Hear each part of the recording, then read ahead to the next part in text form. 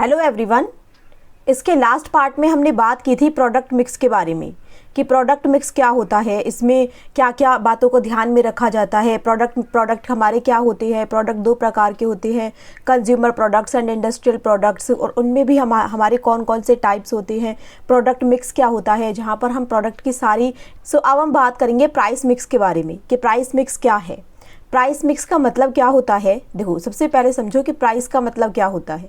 Bye price we mean the amount of money which the consumer pays for the product और service he या she purchases.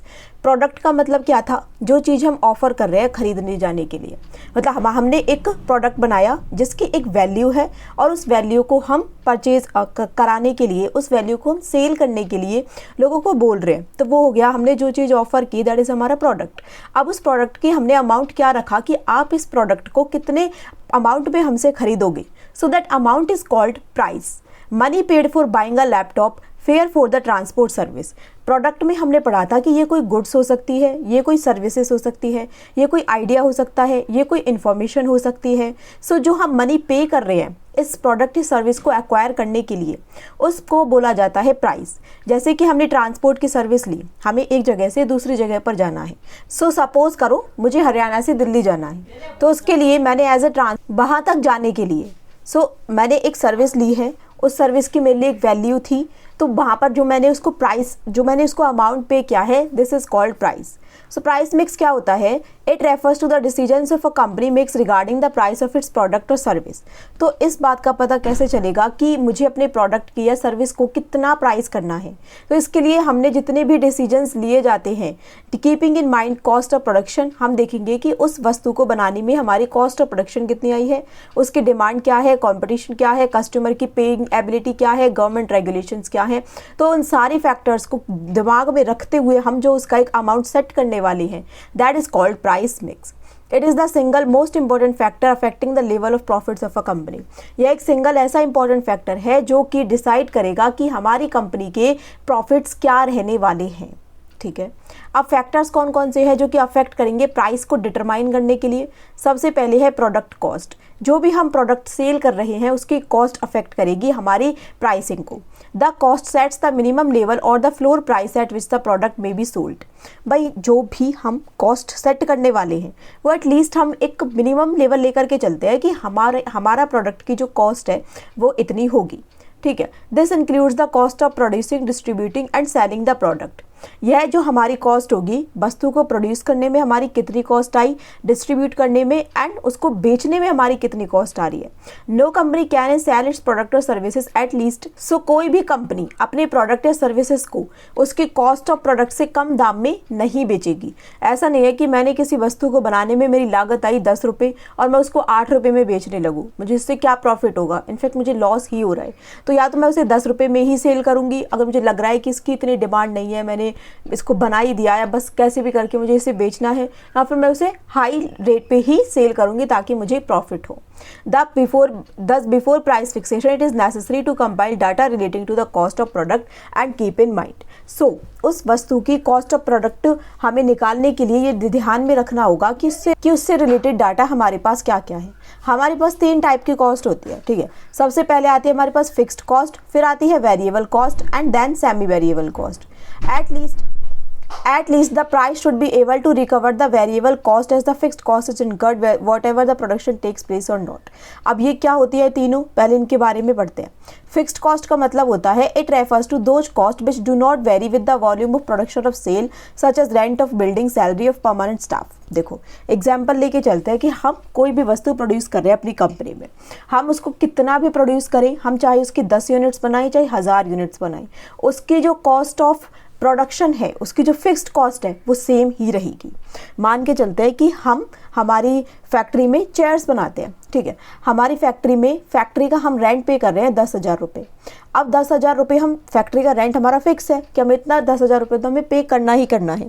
अब उस factory में आप चाहे 1000 यूनिट्स बना लो, चाहे आप एक भी कुर्सी मत बनाओ, चाहे आप संडे की छुट्टी दे दो, हमें एक भी कुर्सी नहीं बनानी है, चाहे पूरा महीना उसको ऑफ रखो, लेकिन 10,000 रुपये आपको पे करने ही पड़ेंगे। तो ये एक फिक्स्ड कॉस्ट है जिसमें आप कुछ भी चेंजेस नहीं कर सकते हो।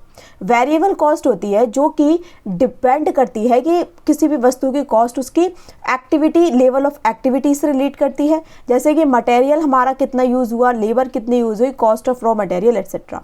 अब भाई मुझे चेयर बनानी है, चेयर बनाने के लिए मुझे लकड़ी की ज़रूरत है, मैं लकड़ी की चेयर बनाती हूँ। अब मैंने अगर 1000 यूनिट्स बनाई हैं तो मुझे 1000 यूनिट्स के हिसाब से लकड़ी की ज़रूरत होगी। मैंने अगर 100 यूनिट्स बनाई है तब मुझे कम लकड़ी की ज़रूरत होगी।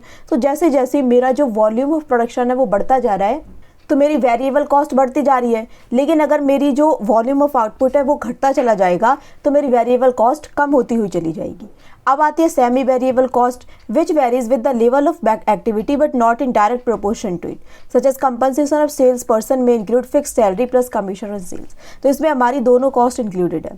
जैसे कि मैंने एक पर्सन को हायर किया कि आपको एक सामान बेचना है, एक 100 रुपये का सामान मैंने उसे दिया, आपको इसे बेचना है, आपको 10 रुपये मिलेंगे ही मिलेंगे।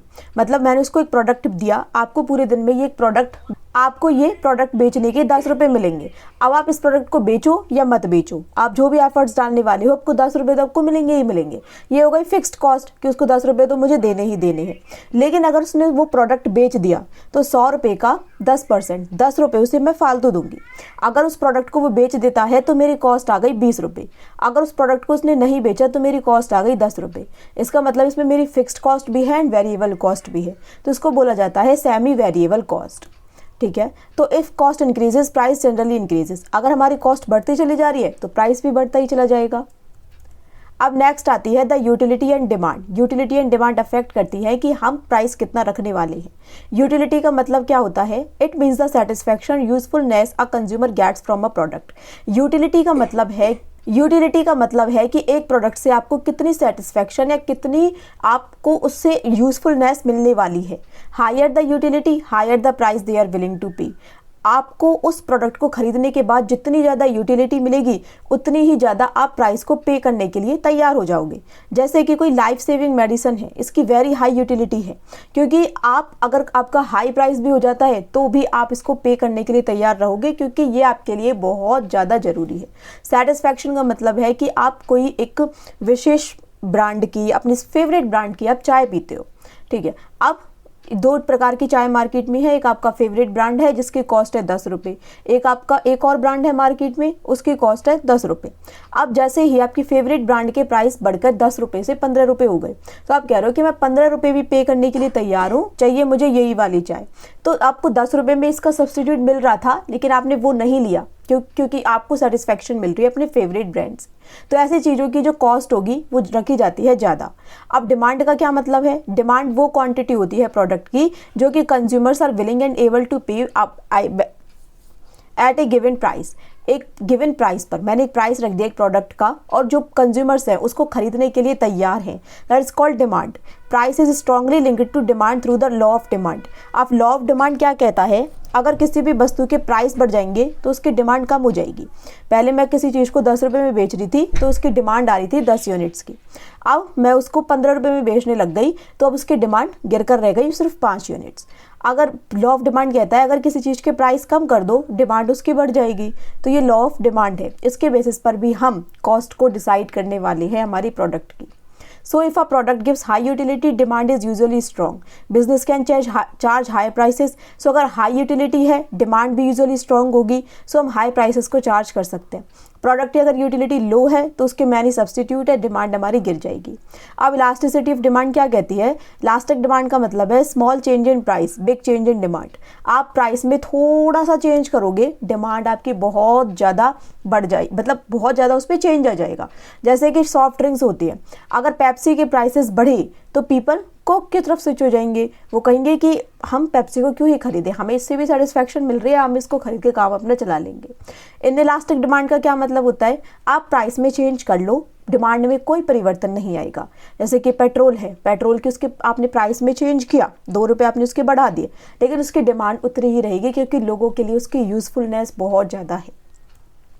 अब है extent of competition in the market में कंपटीशन किस हिसाब से ये भी डिसाइड करेगा कि हम अपने प्रोडक्ट की प्राइसिंग कितनी रखेंगे। The product cost sets the lower limits of the price and the utility of the product determines the upper limit. Product cost decide करता है कि हमारी जो प्रोडक्ट का प्राइस भी डिसाइड करता है कि प्रोडक्ट की जो कॉस्ट है उसने डिसाइड किया कि उसकी मिनिमम कॉस्ट क्या होगी, और जो मार्केट में जो कंपटीशन है वो डिपेंड करता है कि हम इसकी हायर प्राइस क्या रख सकते हैं। हमें देखना होगा, अगर कंपटीशन कम है तो हम प्राइस ऑफ प्रोडक्ट ज़्यादा रख सकते हैं, अगर कंपटीशन ज़्यादा है तो प्राइस इसका कम होता चला जाएगा, क्योंकि हमें पता है कि अगर हमने इसको हाई प्राइस में सेल करने की कोशिश की तो और कॉम्पिटिटर्स की तरफ लोग स्विच हो जाएंगे। Hence, competitors' price and their anticipated reactions must be considered before fixing the pricing of a product. Next है government and legal regulation. If the price of commodity and services is to be fixed as per the regulation of the government, it should also be borne in mind. अगर हम decide कर रहे हैं अपने product की price को, commodity of the price is services to be fixed as per the regulation of government can declare a product as an essential product and regulate its price. जैसे कि प्राइस ऑफ LPG सिलेंडर है, वो decide किया जाता है government rates के द्वारा, are regulated by the government. ठीक है, तो गवर्नमेंट जो रूल्स निकालेगी उसके बेसिस पर भी डिपेंड करता है कि हम अपने प्रोडक्ट की प्राइसिंग क्या रखने वाले हैं। प्राइसिंग ऑब्जेक्टिव्स क्या हैं? Apart from profit maximisation, pricing objectives of a company में इंक्लूड, देखो प्रॉफिट मैक्सिमाइजेशन तो हमारा है ही कि हमें प्रॉफिट तो चाहिए ही चाहिए, लेकिन कंपनी क्या चाहती है? Increasing its market share would tend to change lower prices so that great number of customers are attracted. हमें चाहिए कि हमने एक प्रोडक्ट बनाया मार्केट में, हम अभी उसको नया नया लेकर के आए, हम उस प्रोडक्ट की प्राइसिंग चाहिए तो हम उसे 15 रुपये रख सकते हैं, लेकिन हमने कहा कि नहीं, इसको 12 रुपये रखो ताकि ज़्यादा से ज़्यादा बायर्स हमारे पास आए, ज़्यादा से ज़्यादा लोगों को हमारे बारे में पता चले, पहले सब लोग इसको खरीद लें, हमारे प्रोडक्ट को एक बार टेस्ट कर लें, उसके बाद तो हम इसको रेट्स को हम बढ़ा ही देंगे, हम 15 रुपये इसको ले आएंगे, लेकिन पहले उस जनता तक पहुंचना जरूरी है। तो उसके लिए हमने इस प्रोडक्ट का जो प्राइस है हमने इसको रख दिया लो, क्योंकि हमें मार्केट में अपना शेयर चाहिए। तो इसके उद्देश्य से हमने क्या किया? प्राइस को हमने लो फिक्स कर दिया। If a company facing challenges from its competitors because of intense competition, introduction of more efficient substitute, then it may resort to discounting its products instead of charging high prices. अगर company चाहती है कि वो अपने competitors के साथ challenges face कर रही है, इंटेंस कॉम्पिटिशन है, मोर एफिशिएंट सब्स्टिट्यूट आ गई हैं, तो उसको डिस्काउंट निकालने पड़ेंगे, वो उस टाइम पर हाई प्राइसेस को चार्ज नहीं कर सकती है। नेक्स्ट है मार्केटिंग मेथड्स यूज्ड। आप मार्केटिंग मेथड्स अगर यूज़ कर रहे हो तो आपकी जो प्रोडक्ट का प्राइस है वो बढ़ता चला जाएगा। High advertising, branding and promotion cost often lead to higher prices. A few soap cost more than local brands due to advertising expenses.